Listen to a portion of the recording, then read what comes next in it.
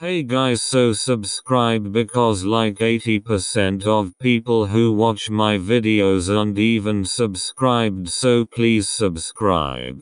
If you aren't subscribed, do it now. Anyway, enjoy the video. There are things that bite. There are things that eat you in the night. And don't sleep, because you'll hear a peep. And those are demons. Don't go to sleep, amen. Anyway, I asked you guys on Friday to write creepypastas, and you guys came back with over 30 creepypastas. So let's get into it. The first creepypasta is from Spacepotahto. Her story is: there was a set of twin sisters, Jane and Joan. Jane and Joan shared a room since they were born. Joan had started noticing weird things going on with her sister, like at night she would just sit up in bed staring at the wall, or she would twitch and roll a lot in bed. Honestly, Spacepotahto, that sounds like my sister. That's why no one wants to sleep with her. Anyway, let's continue the story. Joan thought nothing of it. One day the family moved to an abandoned house on the edge of the coastline. Jane was thrilled, however Joan was not. Joan stayed up all night trying to sleep but couldn't. She traveled across the dark bedroom to her sister's bed and gently shook her sleeping twin awake.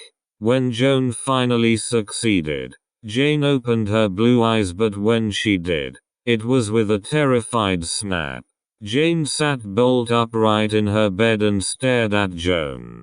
Joan was starting to get scared as Jane's pupils started to widen and her mouth twisted into a cold smile. The street lamps outside started to flicker wildly like Christmas tree lights. The covers started to whip around Jane and the bedroom started to flash. With each flash, Joan backed away and Jane moved forward with her head moving to the side like a broken robot.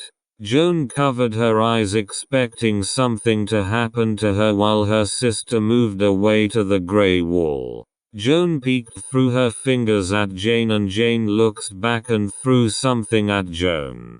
Joan covered herself again and hid under her bed covers. Jane started to carve strange foreign symbols on the walls with her long fingernails, dipping them into a thick substance on the floor besides her. Joan was sobbing under the covers. Great tears making wet patches appear everywhere.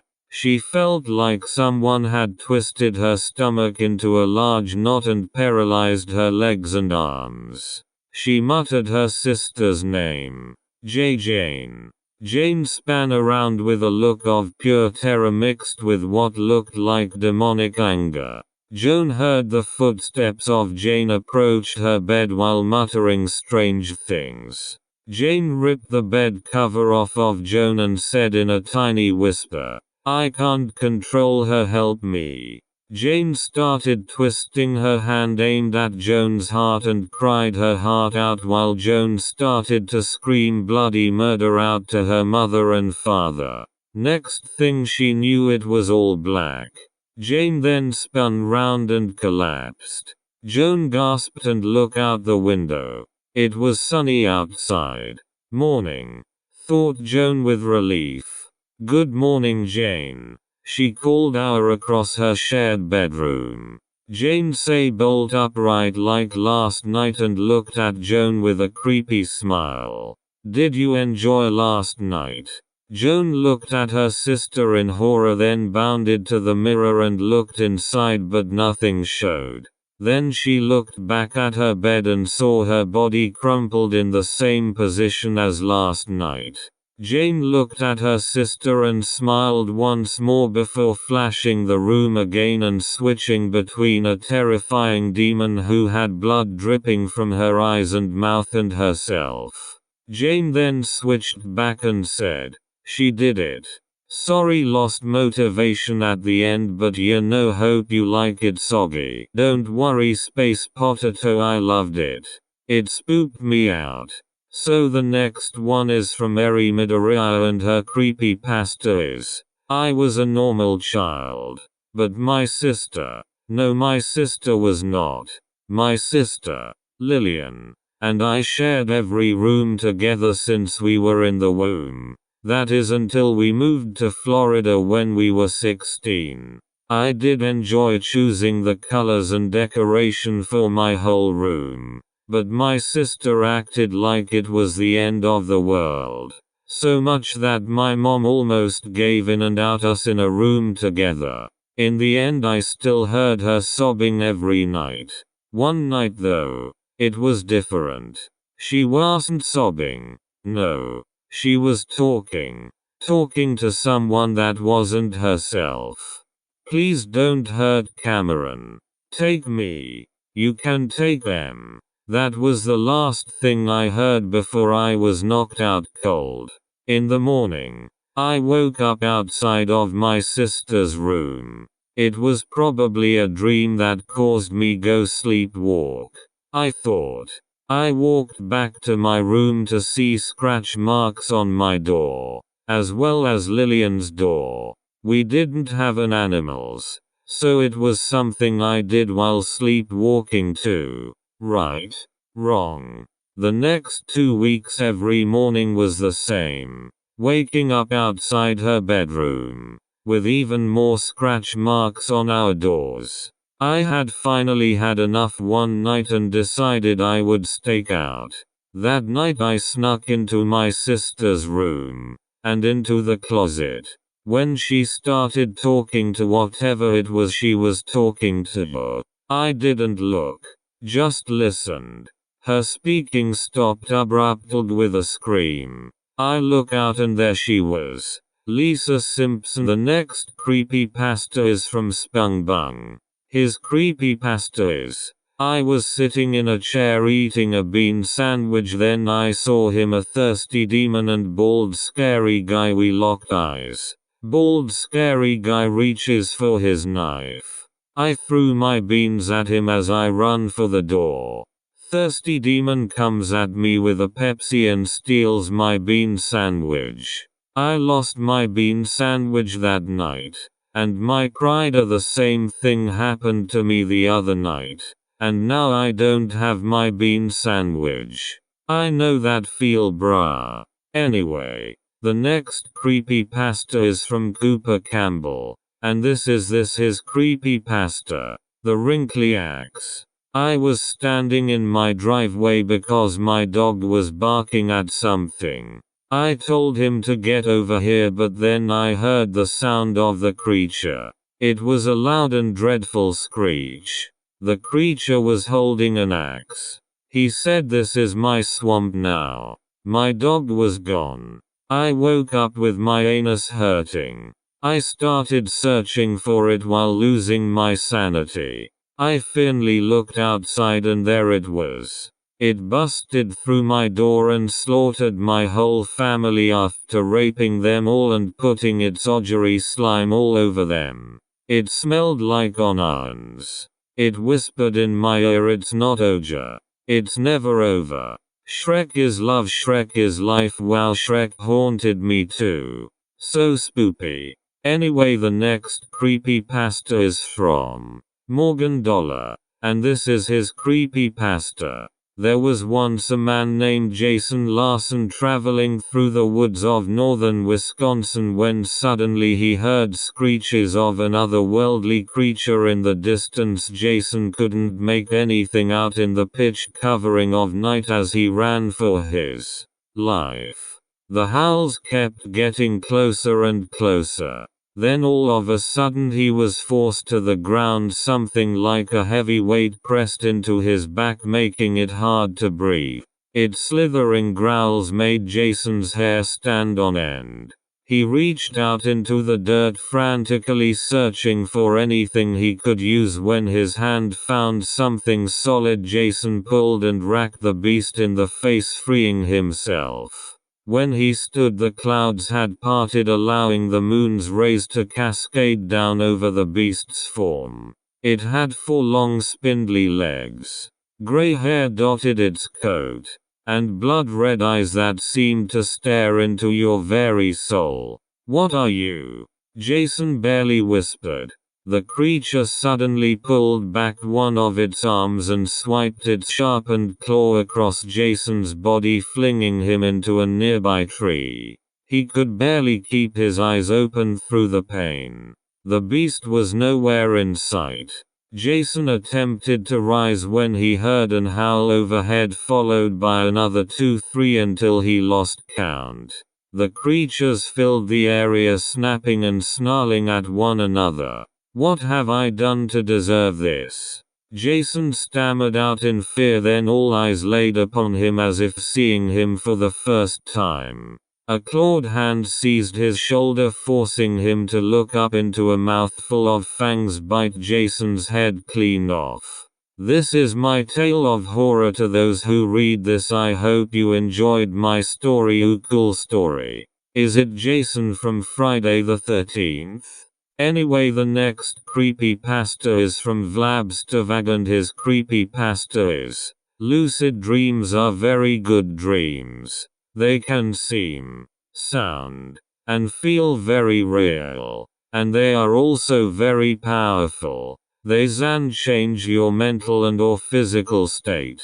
Same with lucid nightmares. They are the worst. Most of them I have had were me enduring sleep paralysis. I would be under the safety of my blankets. Then all of a sudden, I hear it. The footsteps. They are not human. I can faintly see red eyes in the dark, protruding from my closet.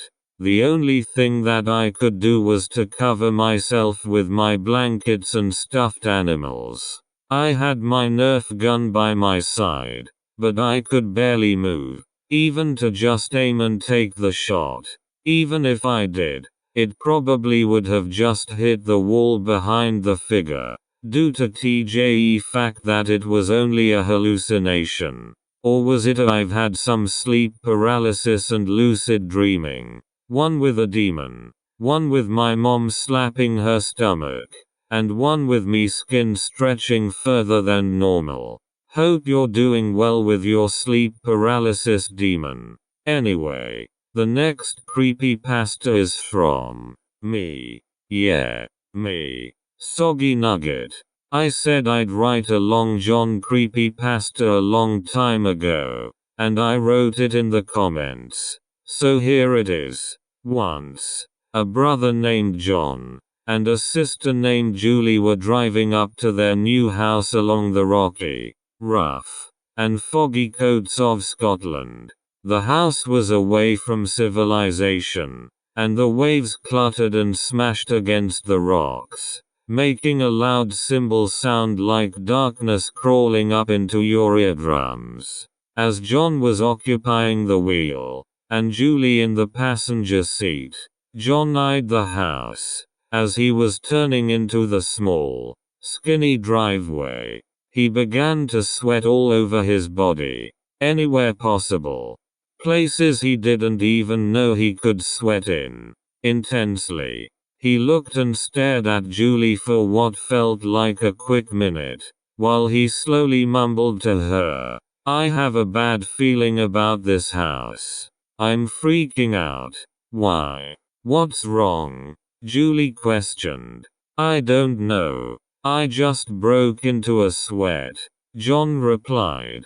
"Simon, let's go inside. We'll get all warm.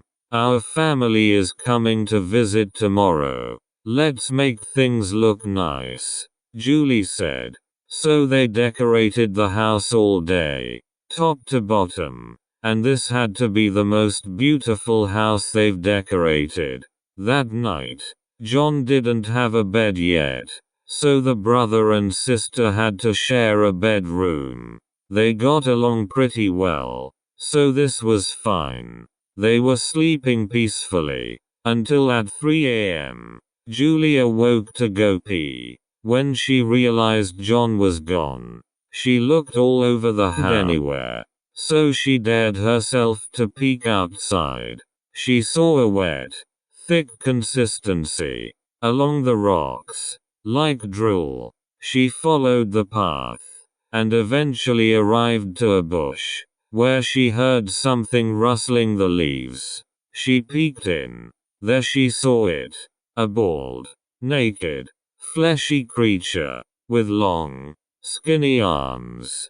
Peach-colored, with blood and scratch marks all over his body. He had been eating a poor little bunny, his drool all bloody, and in a disgusting consistency. Julie got a good look at his eyes, swelled up into his face. This creature seemed humanoid, and stood 10 feet tall. The creature seemed like a human, but no extra parts, just the body, hands, legs, and the main parts of an actual human. It was very skinny, bald, and its toes were longer and bonier than Julie had ever seen. His long fingers slowly snapping towards Julie, as they stabbed her in the neck, blacking her out. She woke up in the morning, outside in the rocks, John in a bloody jacket, and he said, "You know what happened last night? That was me. We must see the wise, old soggy nugget," Julie said. So they booked a flight to America, to visit Soggy Nugget to see what was going on with John. He was this creature that only came out at 3 a.m. They met Soggy at an empty sushi restaurant, as he was stroking his long, gray beard. His sombrero sat on his head from Tijuana. They sat there in King of the Roll sushi. Not sponsored, just delicious. When Julie told Soggy the whole story, Soggy came with his conclusion.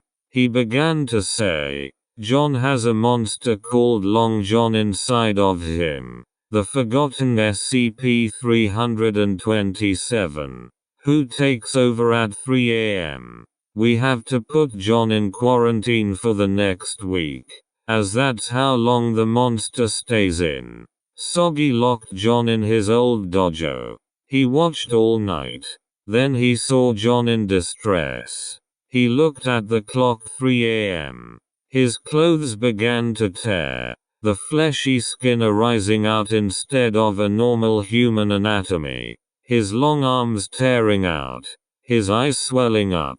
All that was Long John, drooling, as he broke out of the metal, about to pounce on Soggy.